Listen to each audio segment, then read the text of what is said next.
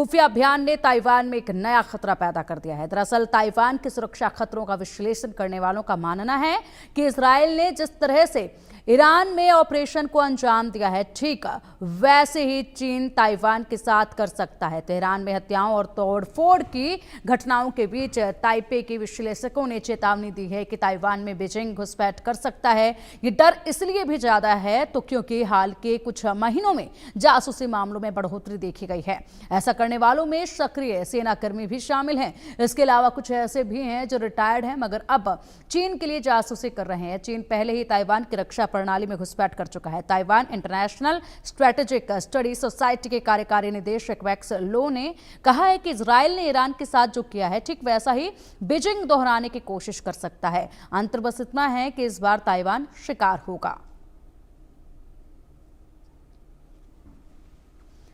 अब यहां पर लगातार जिस तरीके से ये बड़े बदलाव देखे जा रहे हैं, उसके बाद कयास कई तरह के लग रहे हैं। इसी बीच ये बड़ी खबर है कि अब क्या चीन और ताइवान यहां जंग का अखाड़ा बनेगा क्या?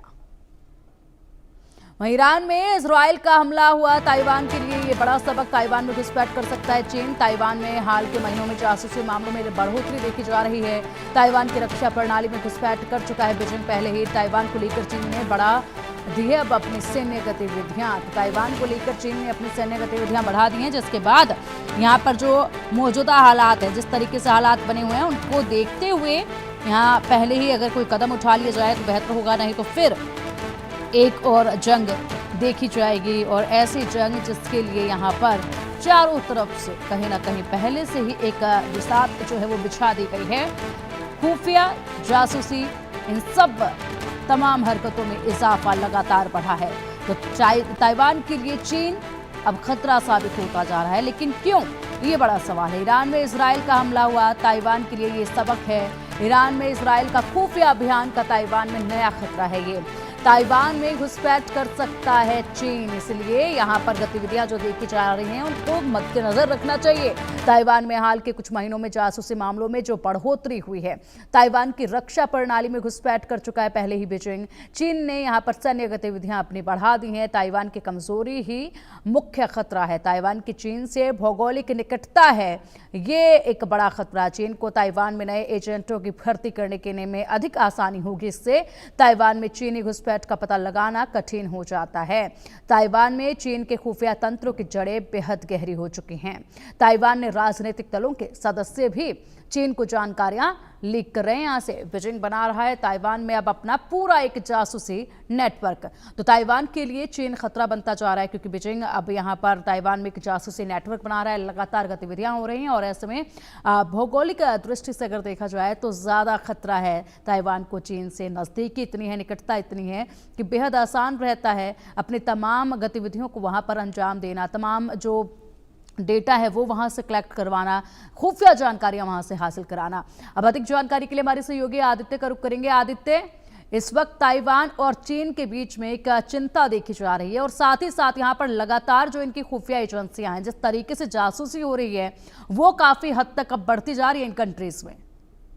देखिए अभी पहले से ही जो है तनाव चाइना और ताइवान में, चीन और ताइवान में बढ़ता आ रहा है। हमने अभी कुछ ही दिन पहले एक US defence secretary Pete Hegseth से एक स्टेटमेंट भी आई। एज पर द इंटेलिजेंस उन्होंने कुछ रिपोर्ट साइट करी कि चीन जो है ताइवान को कभी भी इन्वेड कर सकता है। और हम अक्सर देखते भी हैं आए दिन चाइना जो पीएलए के फाइटर एयरक्राफ्ट है वो ताइवान, चीन जो है ताइवान में भेजता रहता है। उनकी टेरिटोरियल इंटेग्रिटी को बार बार उसको वायलेट करता है, उनकी एयर स्पेस को। और फिर जो है ताइवान की जो नेवी है अलर्ट पे आ जाती है।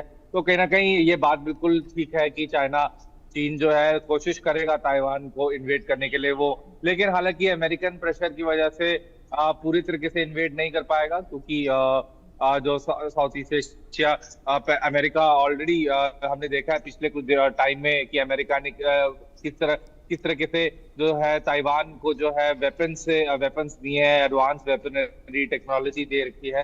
तो ऐसा चीन के लिए एकदम जब तक अमेरिका का सपोर्ट है ताइवान को, चीन ऐसा फुल फ्लेजेड इन्वेजन करने की नहीं सोचेगा, लेकिन फिर भी आए दिन वो धमकियां देता है ताइवान को कि हम आपको अटैक कर देंगे और इन्वेट कर लेंगे। तो कहीं ना कहीं अब ये वाली बात जो है जाहिर तौर पर देखने वाली होगी कि किस तरीके से चीजें बनती हैं चीन और ताइवान में। Thank you. बिल्कुल। और इसी के साथ अगर बात की जाए तो जिस तरीके से ये कयास लगाए जा रहे हैं कि इजराइल ने जो ईरान में किया बिल्कुल वैसे ही हालात बनेंगे, तो इसको लेकर क्या ताइवान में कुछ हलचल देखी जा रही है? क्या इसको लेकर पहले से कोई रणनीति, कोई ऐसी खबरें? जी बिल्कुल। कहीं ना कहीं ताइवान जो है हमेशा अलर्ट मोड पे तो रहता ही है। उसको पता है कि चीन फाइटर एयरक्राफ्ट अपने भेजता रहता है ताइवान की तरफ, और ताइवान हमेशा ही उसको क्रिटिसाइज करता है। और अब जब इसराइल ने इस तरह से हमला ईरान पे करा है, तो कहीं ना कहीं जियो पॉलिटिक्स में एक ऐसा माहौल है, ऐसा एक माहौल चल रहा है जहां सारी कंट्रीज जो है ऐसी जो अपोजिंग कंट्रीज है जैसे चीन और ताइवान, ताइवान अभी हाई अलर्ट पर है, क्योंकि चीन जो है ताइवान को अपना ही एक हिस्सा मानता है। तो कहीं ना कहीं अब देखने वाली बात रहेगी क्या चीन पूरा इन्वेजन, फुल स्केल इन्वेजन करता है नहीं, ये आने वाले दिनों में कुछ साफ हो पाएगा। पिंकी। बिल्कुल। और फिलहाल यहाँ पर तनाव जो है आदित्य बहुत ज़्यादा देखा जा रहा है। लगातार यहाँ पर कई सारी ऐसी गतिविधियां हैं जो बढ़ती जा रही हैं। अगर हम तमाम इन कंट्रीज़ की अगर हम बात करें, रसिया यूक्रेन की, अगर हम बात करें इजराइल ईरान की, उसी के बीच अमेरिका की हम बात करें, और अब चीन और ताइवान की जो रणनीतियाँ देखी जा रही है, जो हलचल यहाँ देखी जा रही है, बात की जाए तो किस तरीके से आने वाले वक्त में सब कुछ बदलता नजर आ रहा है? यहाँ पर विदेश नीति तमाम कंट्रीज़ की क्या बदलती नजर आ रही है? इंडिया पर क्या इम्पैक्ट है? भारत की तरफ से क्या नीतियाँ जो है अपनाई जा रही हैं? जी बिल्कुल। अगर आप देखें तो कहीं ना कहीं अभी जियो पॉलिटिक्स में एक उथल पुथल हम देख पा रहे हैं, चाहे हम ईरान इसराइल की बात करें, रशिया यूक्रेन की बात करें, और अब ये चाइना ताइवान की बात करें। तो ये जो जितनी भी ये कॉन्फ्लिक्ट्स हैं, ये तीन कॉन्फ्लिक्ट्स की जो अभी बात करी, चीन ताइवान, इसराइल ईरान और रशिया यूक्रेन, ये बहुत कुछ सालों से चली आ रही है। बट अब इस समय में जो हो रही है, ये डीपन कॉन्फ्लिक्ट्स जो है काफी डीप हो रही हैं। और भारत की अगर रणनीति की बात करें तो भारत हमेशा ही, जैसे इजराइल और ईरान के युद्ध में भी कहा, भारत ने बोला कि डिप्लोमेटिक चैनल का यूज बिल्कुल होना चाहिए। जो भी कॉन्फ्लिक्ट है, चाहे रशिया यूक्रेन की वॉर की भी बात करें, उसमें भी भारत ने बोला कि डिप्लोमेसी जो है, डिप्लोमेटिक चैनल को में इंगेज करना बहुत जरूरी है कंट्रीज के। लेकिन एज फार एज ताइवान और चाइना का जो वो है कॉन्फ्लिक्ट है, इसमें भारत काफी ताइवान को काफी सपोर्ट देता रहा है। और कुछ बीते कुछ समय में जो है ताइवान ने काफी जो है एक कोऑपरेशन भी भारत के साथ बढ़ाया है। लेकिन